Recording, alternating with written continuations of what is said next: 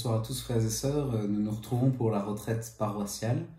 Donc là, normalement, vous avez déjà récupéré sur la page Facebook de la paroisse ou sur le site internet de la paroisse la petite feuille d'accompagnement qui vous permet de faire le premier temps de la retraite pendant un quart d'heure, 20 minutes, c'est-à-dire de lire le texte de la lettre de Saint Jacques qui nous est donné aujourd'hui, c'est-à-dire Jacques au chapitre 2, versets 14 à 26.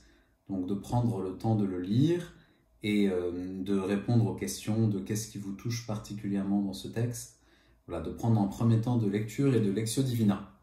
Donc maintenant, si vous ne l'avez pas encore fait, c'est le moment d'éteindre cette vidéo et donc d'aller prendre ce premier temps, 10 minutes, un quart d'heure, 20 minutes de méditation et de prière à partir du texte. Si vous êtes à plusieurs, parce que vous le faites en couple ou en famille, ou avec voilà, quelqu'un au téléphone, je ne sais pas, voilà, c'est l'occasion aussi d'avoir un temps de partage.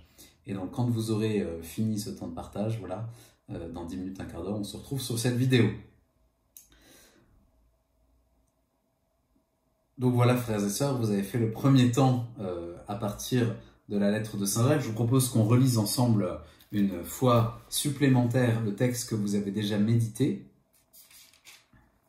Mes frères, si quelqu'un prétend avoir la foi sans la mettre en œuvre, à quoi cela sert-il? Sa foi peut-elle le sauver? Supposons qu'un frère ou une sœur n'ait pas de quoi s'habiller, ni de quoi manger tous les jours. Si l'un de vous leur dit « Allez en paix, mettez-vous au chaud et mangez à votre faim », sans leur donner le nécessaire pour vivre, à quoi cela sert-il? Ainsi donc, la foi, si elle n'est pas mise en œuvre, est bel et bien morte. En revanche, on va dire « Toi, tu as la foi ». Moi, j'ai les œuvres. Montre-moi donc ta foi sans les œuvres. Moi, c'est par mes œuvres que je te montrerai la foi. Toi, tu crois qu'il y a un seul Dieu? Fort bien. Mais les démons, eux aussi, le croient et ils tremblent. Homme superficiel, veux-tu reconnaître que la foi sans les œuvres ne sert à rien? N'est-ce pas par ses œuvres qu'Abraham, notre père, est devenu juste lorsqu'il a présenté son fils Isaac sur l'autel du sacrifice? Tu vois bien que la foi agissait avec ses œuvres, et par les œuvres, la foi devint parfaite. Ainsi fut accomplie la parole de l'Écriture, Abraham eut foi en Dieu, aussi il lui fut accordé d'être juste, et il reçut le nom d'ami de Dieu. Vous voyez bien, l'homme devient juste par les œuvres, et non seulement par la foi.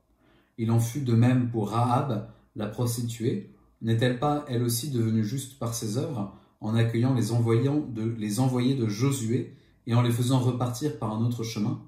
Ainsi, comme le corps privé de souffle est mort, de même la foi sans les œuvres est morte. Alors ce texte est très riche, donc nous allons l'étudier en prenant deux parties. Je vais essayer de faire moins long bien sûr que si on avait été dans l'église ensemble où on peut prendre un peu plus de temps parce que c'est toujours plus ennuyeux d'écouter une vidéo. Donc deux parties. La première partie, la foi et les œuvres, et essayer de faire le complément entre les deux visions, celle que nous venons d'entendre et celle de Saint Paul, avec le ton vif que nous venons d'entendre et qui caractérise si bien l'apôtre Saint Jacques. Nous venons d'entendre, vous voyez bien, l'homme devient juste par les œuvres et non seulement par la foi. Et alors on peut se dire, est-ce que c'est pas en contradiction avec ce que l'on a déjà l'habitude d'entendre ailleurs avec l'apôtre Saint Paul, qui nous dit « Nous estimons que l'homme devient juste par la foi, indépendamment des œuvres ». C'est dans la lettre aux Romains, au chapitre 3, verset 28. Alors, pour être chrétien, y a-t-il opposition entre la foi et les œuvres? Faut-il agir ou ne pas agir? En fait, il me semble que la question dépend de savoir quand est-ce qu'on se situe dans la vie chrétienne, avant ou après l'expérience du salut. Dans ses lettres, saint Paul combat une déviance de certains chrétiens, en particulier dans la lettre aux Galates, mais c'est vrai aussi dans la lettre aux Romains, des chrétiens qui estiment être sauvés par la pratique des œuvres que demande la loi.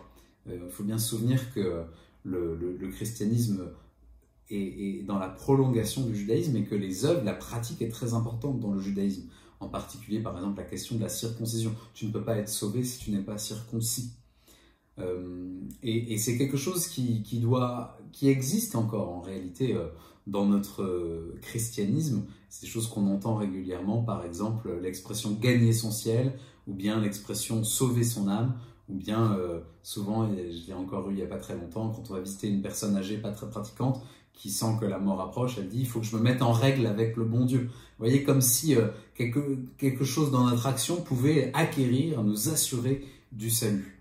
Et saint Paul, qui est juif et qui connaît bien le judaïsme, combat cette idée que c'est par des actions humaines qu'on acquiert ce don absolument divin et absolument inaccessible sans la grâce de Dieu qu'est le salut. Voilà, saint Paul veut nous dire, sans Jésus, tu ne peux pas y arriver. Nous sommes sauvés gratuitement. Le salut est un don gratuit. Le salut que Jésus nous acquiert par la croix est comme un nouveau commencement pour notre vie. Un point, c'est tout. Voilà, nous n'avons pas besoin de faire quelque chose pour recevoir la grâce d'être sauvés. Il faut accueillir simplement ce don qui nous est fait, ce don que rien dans notre action ne pourra jamais nous mériter. Cependant, avec saint Jacques, nous avons une étape supplémentaire. Nous comprenons qu'une fois que nous sommes devenus chrétiens, une fois que nous sommes sauvés gratuitement par Jésus, et c'est vraiment quelque chose qui est renouvelé quotidiennement à travers notre être baptismal, une fois que nous avons reçu la foi qui nous sauve, alors il s'agit de répondre à cette foi et de vivre de cette foi par des actes. Et donc, c'est ce que nous venons d'entendre dans le texte de la lettre de saint Jacques, nos œuvres, et en particulier nos œuvres pour les frères et sœurs les plus pauvres, pour l'humanité qui a besoin de notre action, nos œuvres sont donc le signe que notre foi que nous avons reçue gratuitement a changé quelque chose dans notre cœur, que notre amour pour les hommes et les femmes de notre temps est un don, est une conséquence du don que nous recevons. Donc, avoir la foi, c'est-à-dire avoir reçu ce don du salut, nous pousse à une charité renouvelée et du coup doit se manifester dans les actes. Donc on pourrait dire que saint Paul combat un certain légalisme où on a l'impression que c'est par le faire, par mes actions en règle avec la loi que je vais obtenir, mériter un salut. Et saint Jacques combat le laxisme, c'est-à-dire une fois que j'ai reçu la foi, tout est bon, j'ai plus besoin de me bouger, j'ai plus besoin d'agir. Non, tu ne peux pas ne pas agir si tu as reçu gratuitement un don aussi grand que le salut. Et donc, vous voyez, ces deux approches sont complémentaires. Et elles ne peuvent pas se passer l'une de l'autre, et elles sont résumées dans un très beau passage de la lettre de saint Paul aux Éphésiens. C'est bien par la grâce que vous êtes sauvés, par le moyen de la foi. Ça ne vient pas de vous, c'est le don de Dieu. Ça ne vient pas des actes, personne ne peut en tirer orgueil. C'est Dieu qui nous a fait, il nous a créés dans le Christ Jésus en vue de la réalisation d'œuvres bonnes qu'il a préparées d'avance pour que nous les pratiquions. Donc ça, c'est dans la lettre aux Éphésiens, au chapitre 2, des versets 8 au verset 10. Et donc dans ce passage, saint Paul met les choses dans l'ordre. Tout est donné par Dieu, c'est-à-dire que la racine de notre être chrétien, de notre être sauvé, c'est le don de Dieu, la grâce qui nous est faite. Et là, on ne peut rien y faire, ce n'est pas notre action qui va l'obtenir.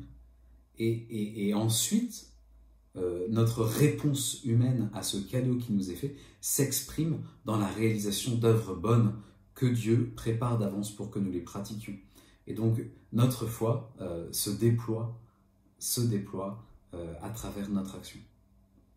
Du coup, reprenons dans une deuxième partie comment se manifeste la vraie foi, celui qui a été sauvé par Dieu, qui est conscient que sa vie est transformée parce qu'il a reçu le don de Dieu, le salut de Dieu. Comment est-ce que sa foi se manifeste et comment est-ce que la véracité, le caractère vrai de sa foi, authentique de sa foi, se manifeste à travers ses actions. Et donc je vous propose pour ça de dégager 5 éléments. Le premier élément, c'est la vraie foi. Une foi vraie, ça n'est pas seulement une foi qui s'affirme. Mes frères, dit-il au verset 14, si quelqu'un prétend avoir la foi sans la mettre en œuvre, à quoi cela sert-il? Sa foi peut-elle le sauver? Vous voyez, on connaît beaucoup de gens qui prétendent, qui proclament avoir la foi, qui proclament être chrétiens et qui pourtant dans leurs actions parfois nous repoussent un peu en se disant mais en fait cet homme, cette femme n'a pas mis du tout en cohérence, ou en tout cas pas complètement, ou en tout cas il y a des choses qui dissonnent entre ce qu'il proclame, voilà, ce qu'il dit être, je suis chrétien, je suis sauvé, et puis ce qu'il fait. Moi, c'est quelque chose que je rencontre souvent quand je discute avec des gens qui ne sont pas pratiquants. Ils me disent « Ah ben nous, on viendra dans la paroisse quand les chrétiens seront un peu plus exemplaires. » Alors, c'est souvent un peu un stéréotype, et en même temps, ça arrive aussi parfois qu'il y ait un vrai contre-témoignage, et dans ce cas-là, effectivement, voilà, c'est terrible. Et donc on se rend bien compte qu'une foi véridique, une foi vraie, n'est pas simplement une foi qui s'affirme.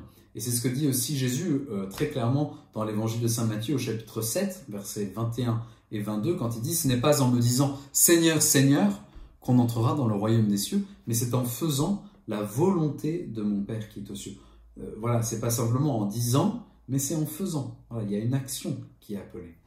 Deuxième élément qu'on peut dégager pour comprendre comment se manifeste une foi véridique, c'est qu'une foi vraie n'est pas simplement quelque chose que l'on ressent, qui se passe seulement au niveau des bonnes intentions. Versets 15 à 17 de notre passage d'aujourd'hui, Saint Jacques nous dit « Supposons qu'un frère ou une sœur n'ait pas de quoi s'habiller ni de quoi manger tous les jours. Si l'un de vous leur dit « Allez en paix, mettez-vous au chaud, mangez à votre faim », sans leur donner le nécessaire pour vivre, à quoi cela sert-il? Ainsi donc, si la foi n'est pas mise en œuvre, elle est bien les mains mortes.